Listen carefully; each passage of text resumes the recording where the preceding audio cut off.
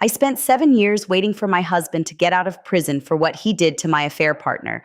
I wasn't prepared for what my children would do the day he came home. Let's just rip the bandage off, shall we? I am the villain of this story. I know that. I'm not here to ask for your forgiveness. And honestly, looking at the comments section on my life, I don't expect any sympathy.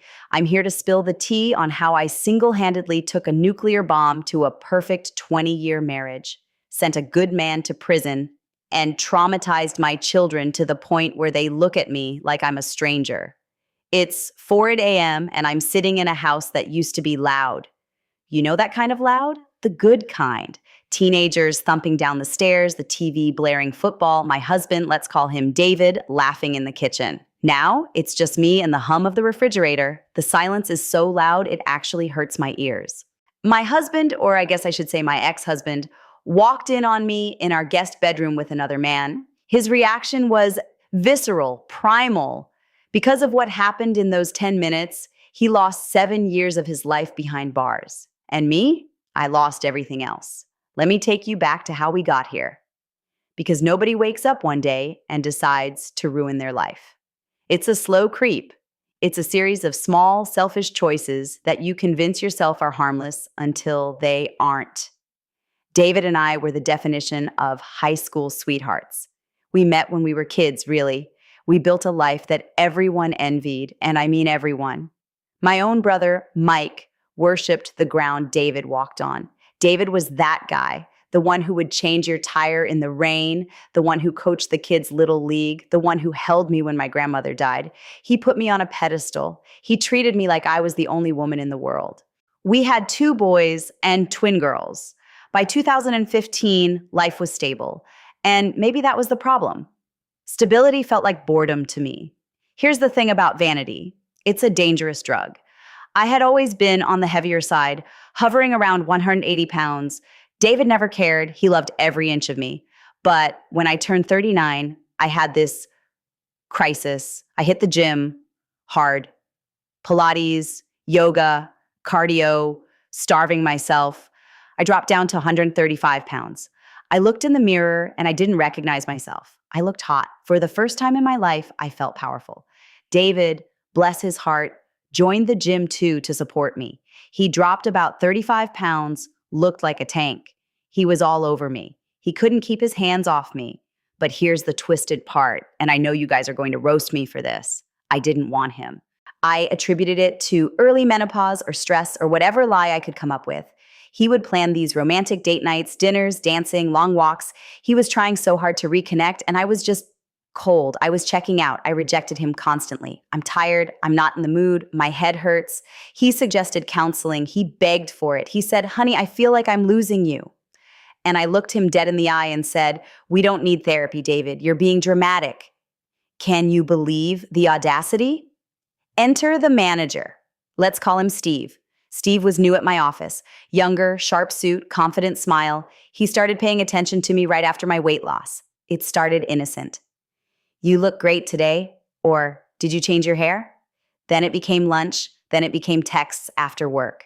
I showed him my wedding ring. I did. I said, "Steve, I'm married." But I said it with a smile. I said it with a giggle. I didn't shut it down. I invited the chase. It's funny how the brain works. I was rejecting my husband, a man who would die for me because he was too available. But Steve was exciting because he was forbidden. It was an emotional affair before it ever got physical. I was sharing secrets with Steve that I should have been sharing with David. I was complaining about my boring husband to this man who only wanted one thing. David sensed it. Of course he did. You can't be with someone for 20 years and not know when the energy shifts. We had a huge fight one night. David tried to kiss me, just a simple kiss in the kitchen, and I flinched. I actually wiped my mouth. He looked at me, heartbroken, and asked, "Why are you looking at me like I disgust you?" I gaslit him. I told him he was crazy. But the truth was, I was thinking about Steve. If you're already shook by how callous I was, hit that like button, because I haven't even gotten to the worst part yet. It gets so much darker. A week after that fight, I agreed to meet Steve at a cafe. I told myself, I'm going to end this. I'm going to tell him to back off. Lies. We lie to ourselves so much. Steve kissed me before I could even get a word out, and I didn't push him away. I kissed him back. And just like that, the floodgates opened. For 6 months, I lived a double life. I was giddy, buying new lingerie, staying out late for work functions. I was nicer to David, actually, because I felt guilty, but it was a fake nice. I was criticizing him more, too. I'd pick on how he chewed, how he breathed. I was demeaning him to justify my own trashy behavior. My brother Mike actually pulled me aside one day. He said, "Sis, David looks like he's dying. He's depressed. He thinks you're going to leave him. Fix this." That woke me up a little. I realized I was spiraling. I decided, okay, I've had my fun. It's time to go back to my real life. I broke it off with Steve. I quit my job. I came home and told David I wanted to work on us. I cooked his favorite dinner. I was affectionate. I thought, I got away with it. I can fix this. But you don't get away with things like this. Karma is real, and she was waiting on the porch. I had asked Steve to send over a box of my personal things from the office, pictures, a sweater, that kind of stuff. He brought them to my house personally. I should have not opened the door. He stood there and asked, "Why? Why did you end it?" I told him, "I love my husband. I made a mistake. Please just go." He begged for one last conversation, just for closure. And because I am the idiot of the century, I let him in. We went into the guest room because I didn't want us standing in the foyer where neighbors could see. We started talking. Arguments turned into whispering. Whispering turned into touching. And then we were doing it. In my house. In David's house. I lost track of time. I was so wrapped up in the drama of the final goodbye that I didn't hear the garage door open. I didn't hear the footsteps. The door to the guest room flew open. It wasn't like the movies where the husband screams. It was silent. David stood there. He was wearing his work clothes. He had a bouquet of flowers in his hand. He had come home early to surprise me for a weekend trip to the Catskills. He had a whole romantic itinerary in his pocket. He dropped the flowers. Steve, my affair partner, scrambled back. He hit the wall with a thud. David's eyes, I will never forget his eyes. They were bloodshot, wet with tears, but his face was stone. His lip was trembling. Steve, being the arrogant guy he was, tried to push past David. He actually said, "Look, man, just move. Let me leave." David didn't move. Steve shoved him and said, "Back off." That was the trigger. David snapped. It was an explosion. David grabbed Steve by the throat and slammed him into the dresser. I screamed. I was naked, scrambling to cover myself with a sheet, begging David to stop. But David wasn't there anymore. It was 20 years of love turning into pure, unadulterated rage. He beat Steve. And I don't mean a bar fight. I mean he destroyed him. I tried to jump on David's back to pull him off. He threw me off like I was a rag doll. I hit my head on the floor and everything went blurry for a minute. All I could hear was the wet thud of fists hitting bone. When my vision cleared, David was standing over Steve. Steve wasn't moving. His face was a mess. His teeth were on the carpet. David was on the phone. He was calm now, eerily calm. He said, 911, I just killed a man, or I tried to. Send everyone. He put the phone on speaker, set it on the nightstand, and knelt down with his hands behind his head. He waited for the police. He didn't look at me, not once. The police burst in, guns drawn. They handcuffed David. Paramedics rushed in for Steve. I found out later that David had broken Steve's eye socket, his cheekbones, his jaw, and shattered his nose. Steve needed reconstructive surgery. The fallout was immediate and nuclear. At the hospital, my family arrived. My dad, who is a stoic man, couldn't even look at me. He just stared at the floor. My mom was crying, trying to hug me, but my dad yelled at her. "Don't you dare coddle her, Martha. Look what she did." My brother, Mike, he looked like he wanted to kill me. He got in my face and screamed, "You did this. You broke him. He worshipped you." And then it got worse. A woman stormed into the waiting room, a woman I didn't know. She flew at me, scratching, screaming. Mike had to pull her off me. It was Steve's wife. Yeah, Steve was married. He never wore a ring. He never mentioned her. So not only was I a cheater, I was the other woman. The legal process was a nightmare. Steve survived, obviously, but he was permanently disfigured. His wife sued me for alienation of affection. David was charged with aggravated assault and battery. It was a third-degree felony because of the severity of the injuries. My sons, my teenage boys, they wouldn't speak to me. They moved in with their grandparents immediately. My daughters, the twins, were younger, so they had to stay with me. But they treated me like a ghost. I tried to visit David in jail while he awaited trial. He refused every visit. My brother, Mike, actually works in corrections. He arranged for David to be held in his facility so he could protect him. When I asked Mike to pass a note to David, Mike laughed in my face. "You think he wants to hear from you?" You're the reason he's in a cage. The trial was the most humiliating day of my life. I had to testify. I had to detail the affair in front of a jury, in front of my parents, in front of David's weeping sisters. When I admitted it had been going on for 6 months, David put his head on the table and sobbed. It was a sound that haunts me. They played the 911 call. You could hear David weeping on the recording, telling the operator, "I loved her so much. Why did she do this?" The judge sentenced David to 7 years. 7 years. My son screamed in the courtroom. David's mother spat at me as I walked to my car. The next few years were a blur of misery. I lost my job. Word got around fast. Who wants to hire the homewrecker whose husband is in prison for beating up her lover? I went from a corporate job to working seasonal retail at H&R Block. I almost lost the house. I drained our savings trying to keep the mortgage paid. David filed for divorce from prison. He wouldn't let me contest it. He wouldn't communicate. I signed the papers with shaking hands. I went to therapy. My therapist was tough. She told me, "You treated your husband like a secure base that you could kick, assuming he'd always be there. You took his love for granted." She was right. A year passed, then 2. My kids were strangers living in my house. They would take their dinner to their rooms. If I tried to ask about their day, they'd put headphones on. My brother got married. I wasn't invited. My kids were. I sent letters to David every week. "I'm sorry. I miss you. Please forgive me." Every single one came back marked refused or returned to sender. Then, about 3 years in, Mike showed up at my door. It was the first time he'd been to my house since the arrest. I was so happy to see him. I thought, maybe he's forgiving me. He wasn't. He stood on the porch and said, "I just thought you should know. David got jumped in the infirmary." My heart stopped. "Some inmate tried to force himself on David," Mike said, his voice shaking with rage.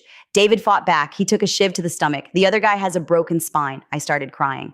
"Is he okay? Can I see him?" Mike looked at me with pure disgust. "No, you can't see him. This is on you. He's in that hellhole fighting for his life because you needed an ego boost. Don't you ever forget that."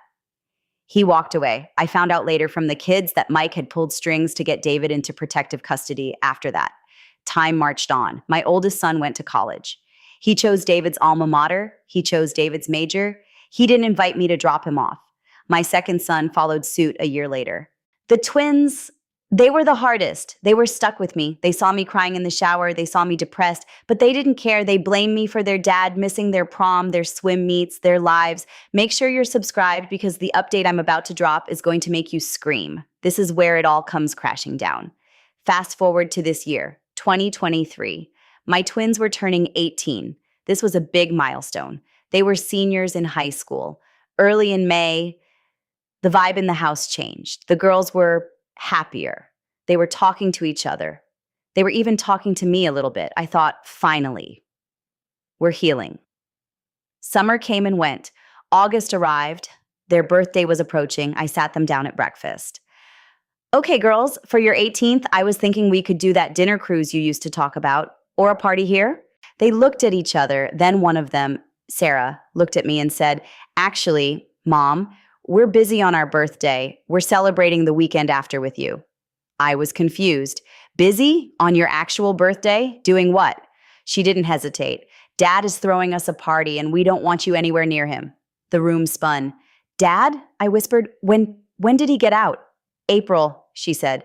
"He got out early for good behavior."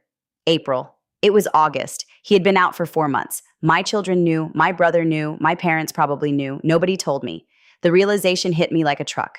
The reason the girls had been happier all summer wasn't because of me. It was because they had their dad back. He was free. "Where is he?" I asked, my voice trembling. "He's living with Uncle Mike," Sarah said. "And Mom, don't go there. Seriously." I couldn't help myself. I am a desperate woman. I went to my bedroom and grabbed the stack of letters, the hundreds of letters David had returned to me over the years. I put them in a bag. I drove to my brother Mike's house. My heart was pounding so hard I thought I'd pass out. I pulled into the driveway. Mike was on the porch.